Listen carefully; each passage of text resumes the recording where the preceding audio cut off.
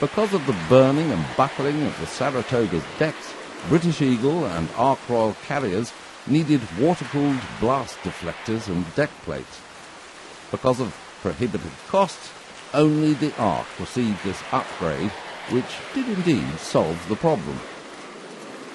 The primary role of the Phantom FG.1 was air-to-air interception, with a secondary role of ground attack. The Royal Navy suffered from an unexpected downturn of its carrier force, which left only the Ark Royal as a Phantom platform.